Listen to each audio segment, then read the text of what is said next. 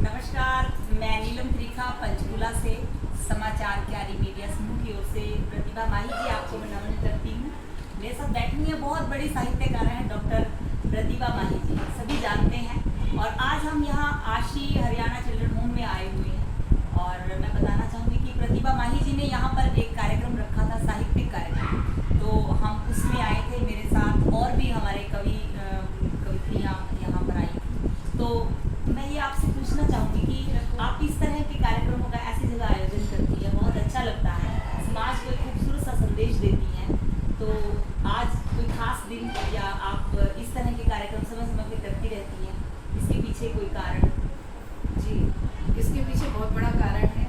एक तो ये संस्था जिसके नाम पर है जी, वो मैंने अपने हस्बैंड के नाम पर खोली है और आज मेरी मैरिज एनिवर्सरी है। क्या बात। मेन प्रोग्राम तो यही था कि भाई मैरिज एनिवर्सरी के ऊपर मैं बच्चों के साथ इसको मनाना चाहती थी, क्योंकि मैंने देखा है कई लोग कहते हैं कि इंसान के जाने के बाद, मरने के बाद एनिवर्सरी नहीं मनानी चाहिए। तो मेरा संदेश ये है, मेरे जो अपने विचार हैं, मैं ये कहना चाहूँगी इंसान ही तो चला गया, उसका परिवार है, उसके बच्चे हैं, उसकी यादें हैं, तो हम क्यों ना मनाएं? हम सभी को मनानी चाहिए। और दूसरी बात ये है कि जब हम मनाते हैं तो उसकी दुआएं भी मिलती हैं, और ऐसी चीज़ें हमें ऐसे बच्चों के बीच मनानी चाहिए जो जिनको ज़रूरत है, जैसे अनाथ आश्रम है या वृद्धाश्रम है, जहाँ हम जाके ऐसी जगह अगर मनाएंगे तो हमारा एक नया संदेश भी जाएगा, उनको भी देखेंगे बच्चे, संस्कार मिलेंगे उन्हें। तो और मैं बिल्कुल यही चाह रही थी कि जो हमारे दर्शक हमें देख रहे हैं कि इतना जागरूक संदेश कि आप जन्मदिन मनाएं या कोई खुशी का मौका है तो ऐसी जगह पर आकर जरूर मनाएं। अक्सर देखा गया है कि ज़्यादातर लोग अपना जन्मदिन और एनिवर्सरी वगैरह बड़े बड़े होटलों में जाते हैं, हज़ारों रुपए खर्च कराते हैं। तो उससे अच्छा है कि हम इस तरह के जो गरीब बच्चे हैं उनको दान में दें, उनके साथ बनाएं, उनको कुछ बांटें, उनको उपहार दें, तो इससे बड़ी दुआएं हमें और कहीं नहीं मिलती। बहुत ही सुंदर सोच, और मैं बिल्कुल प्रतिभा माही जी को बहुत बहुत शुभकामनाएं देती हूँ और नमन करती हूँ, सल्यूट करती हूँ आपके इस खूबसूरत जज्बे के लिए। और सभी हम चाहेंगे कि इसी तरह से अपनी खुशियाँ जो हैं ऐसे बच्चों के साथ, ऐसे वृद्धाश्रम में जाकर मनाएं और अपने साथ साथ उनकी दुआएं, उनका आशीर्वाद भी पाएं। और इसके लिए मैं नीलम का भी धन्यवाद करती हूँ। और हमारे विचार जो भी कवित्रियाँ आई थी, उर्मिला सखी जी हमारी विशेष अतिथि थी, प्रतिभा सिंह जी हमारी विशेष अतिथि थी, नीलम त्रिखा, संगीत सुनीता गर्ग, सविता सावी और कंचन भल्ला, ये कवित्रियाँ थी। इन्होंने भी अपने अपने विचार रखे और सभी बच्चों को मोहित कर दिया। बिल्कुल, और बच्चों ने भी बहुत सुंदर रंग आज जो है इस आशियाना फुलवारी में बिखेरे हैं। और हम बिल्कुल ढेर सारी शुभकामनाएं देते हैं आशी हरियाणा के चिल्ड्रन होम जो सेक्टर 16 पंचकूला में है। बहुत ही सुंदर, साफ सुथरा और बहुत ही खूबसूरती के साथ साथ यहाँ रख रखाव है और बच्चे बहुत ही उत्साहित, प्रोत्साहित हैं। मैं बात कर रही हूँ अरुण अग्रवाल जी से, जो कि वाइस प्रेसिडेंट है। तो सर, मैं आप ही से जानना चाहूँगी आशियाना चिल्ड्रन होम के बारे में। ये जो संस्था है, ये हमारी संस्था का नाम है आशी Haryana, which is association for social welfare in India, Panchkula branch. And हमारे कई प्रोजेक्ट्स हैं जिसमें आशियाना जो है एक पार्ट है उसका।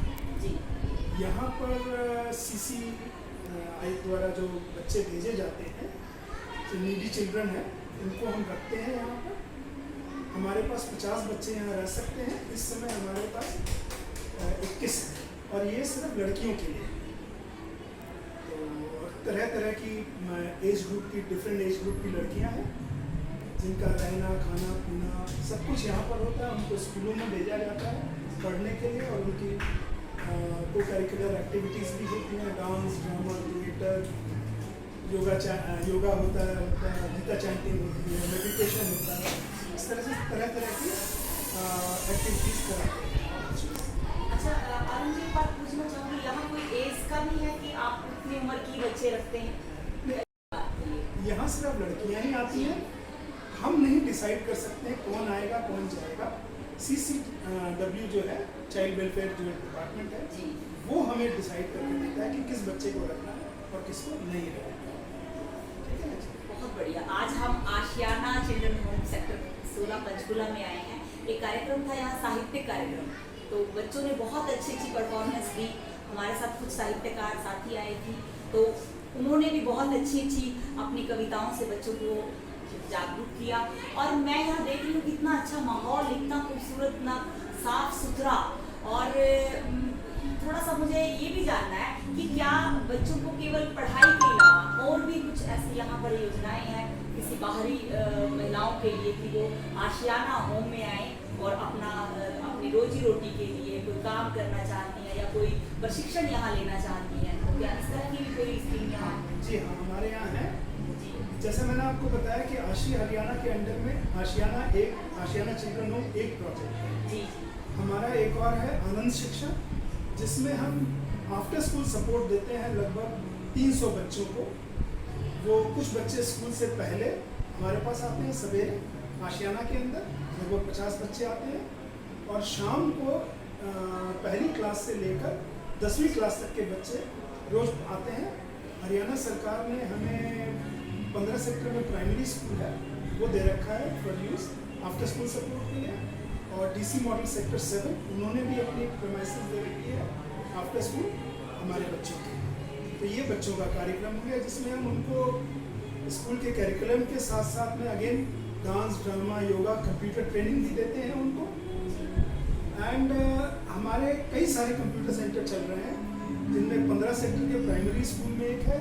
सवेरे हमारा ही टीचर उस स्कूल के बच्चों को ट्रेन करता है कंप्यूटर। उसी तरह से बुद्धनपुर सेक्टर कॉलोनी में वहाँ भी प्राइमरी स्कूल है जिसमें ऐसा सेंटर चल रहा है। फिर थापली में है एक स्कूल, वहाँ भी चल रहा है। बैठे हुए हैं राज बंसल जी, जो कि आशी हरियाणा के सदस्य हैं। और कितने सालों से आप यहाँ समाज सेवा कर रहे हैं? मैं पिछले 5 साल से यहाँ पे काम कर जी, रहा हूँ एज ए वॉलंटियर। मैं बच्चों को मैथ और साइंस की क्लासेस लेता हूँ, और हमारे यहाँ बच्चों को सब कुछ फ्री एजुकेशन दी जाती है और साथ में उनको रिफ्रेशमेंट भी दी जाती है। All the volunteers they do not get anything from this institution. जी, अच्छा, अब हम यहाँ तो सेक्टर 16 में आशी चिल्ड्रन होम में यहाँ बैठे हुए हैं। इसके अलावा आप सेक्टर 15 में भी बता रहे हैं कि आप वहाँ पर, वो क्या है उसके बारे सेक्टर में? 15 में है आनंद शिक्षा के नाम से एक स्कूल चलाते हैं जी। इवनिंग में। जो बच्चे दिन में स्कूलों में पढ़ते हैं लेकिन इवनिंग में वो हमारे यहाँ आते हैं, उनको ट्यूशन टाइप का आता है। And there are about 125 students, 125 विद्यार्थी हैं 7th class 6 to 10th class, छठी से लेकर 10वीं तक। और उनको वहाँ पे पूरी मतलब क्लासेस उनकी लगती हैं, उनको पूरा पढ़ाया जाता है। और उसके अलावा उनको क्लासेस के बाद उनको योगा भी कराते हैं वहाँ पे, और वहाँ पे एक्स्ट्रा करिकुलर एक्टिविटीज़ भी कराई जाती हैं, जैसे डांसेस हैं, नाटक हैं, और भी बहुत कुछ कराते हैं। और लास्ट में उनको जाते टाइम रिफ्रेशमेंट भी देते हैं। क्या बात है, ये तो और भी अच्छी बात है। देखिए, गरीब बच्चे हैं, वो बेचारे बाहर काम करते हैं, कई बार काफी हद तक बच्चे रिफ्रेशमेंट के चक्कर में भी आ जाते हैं। बिल्कुल, ये बात भी बहुत अच्छी है। और अच्छा, मुझे बताएं कि आप करते क्या है? आप रिटायर हो गया क्या? मैं साइंटिस्ट रिटायर्ड हूँ हरियाणा हेल्थ डिपार्टमेंट से। अभी मैं यहाँ पे बच्चों को साइंस और मैथ पढ़ाता हूँ। क्या बात है। देखिए, ये बड़ा ही एक जोशीला जज्बा। मुझे लगता है कि हमारे जो घर में बैठे हुए हैं लोग सोचते हैं रिटायर होने के बाद लाइफ नहीं है, लेकिन आप कितना समय का सदुपयोग कर रहे हैं और अपने ज्ञान को गरीब बच्चों में बांट कर आप उनको भी उसी पथ पर, उसी राह पर लेकर जा रहे हैं कि ताकि वो देश का नाम रोशन करे। और बहुत बहुत धन्यवाद। जी, आपका बहुत बहुत धन्यवाद। देखा लक्ष्मण ने बोले उनसे छोड़ के द्वार, जाना मत रेखा के पार। घर पर नहीं थे जब लक्ष्मण, वन के साथी साधु आया रवन। सीता से भिक्षा मांगी, सीता ने रेखा लागी। फिर भिक्षा लेकर रावण, सीता को ले गया करके हरण। राम और लक्ष्मण जब घर आए, सीता से घर खाली पाए। सुनकर बात जटायु की, ढूंढने निकले सीता को। साथ में लेकर लक्ष्मण को, फौज में निकले रावण को। रास्ते में हनुमान मिले और सुग्रीव की आन मिले। सामने सब मिलकर एक साथ हुए, वानर सेना लेके चले। सामने बड़ा समुद्र था, सिंधु बनाया पत्थर का।